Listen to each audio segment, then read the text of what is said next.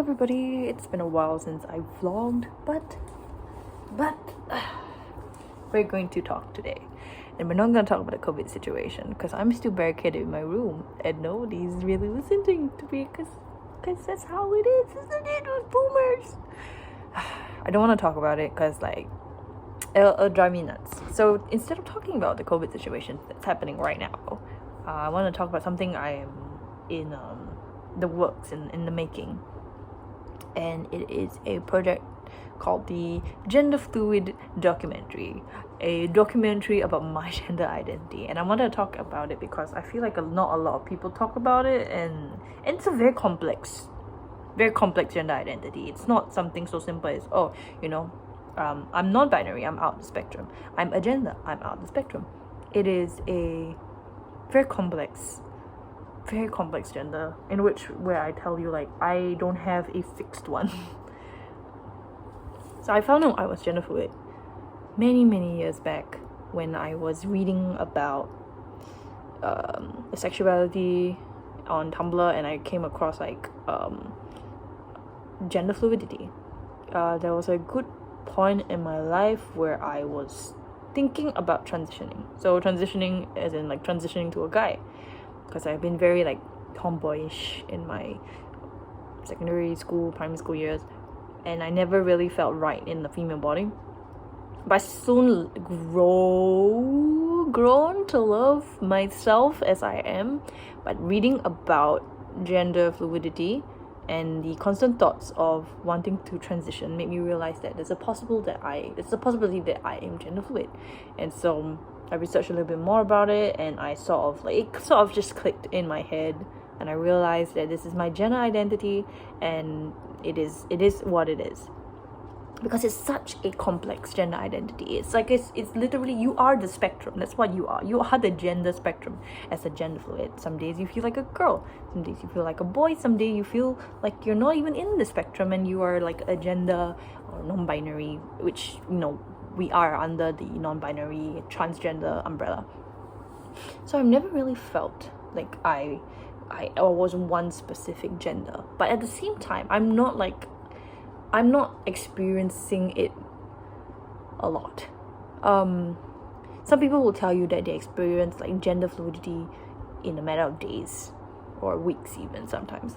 I experience it in a year or sometimes multiple years. I would say last year I felt feminine. I felt I was a girl.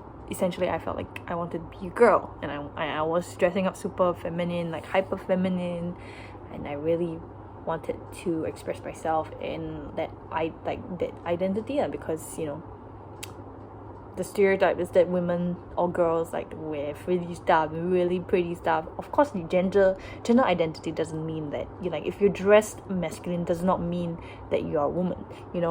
It's a very complex situation. What you are is not necessarily what you are. So for me at that point of time, yes, it was the way I expressed myself was the way I saw myself. So I was dressing super hyper feminine, and I dye my hair pink, and I would want to dress up in more female cosplay. So that was last year.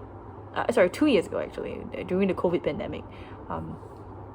And then afterwards, I would say maybe maybe a year later, I sort of it dialed down a lot, where I went not really a girl, but not really a boy either. It's kind of somewhere in between.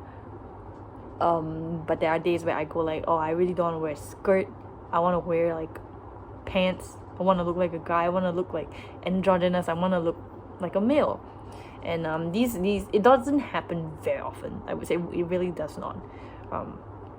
But when it does, I have this urge to dress up like a guy.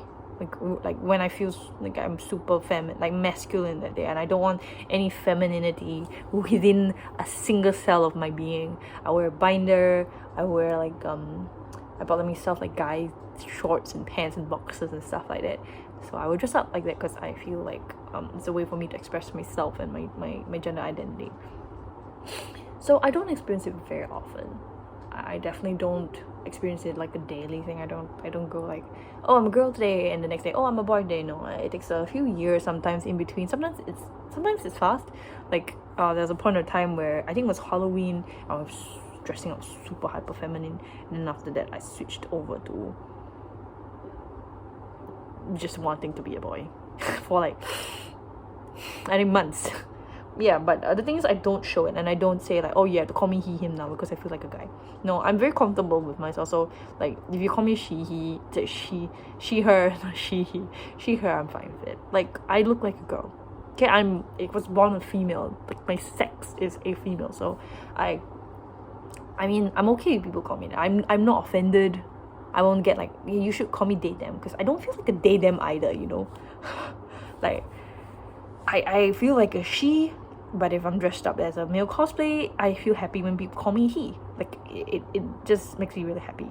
When I cosplay as a male character and you go like, hey, look at him over there, and I'm like, oh yeah, it's a he, and it makes me feel happy. Yeah, but I don't necessarily want to tell people that like call me he him, because some days I don't even know whether I'm he him or she her. So just go with like she her. So I'm fine. I'm comfortable with it, and I think people are more comfortable with it as well.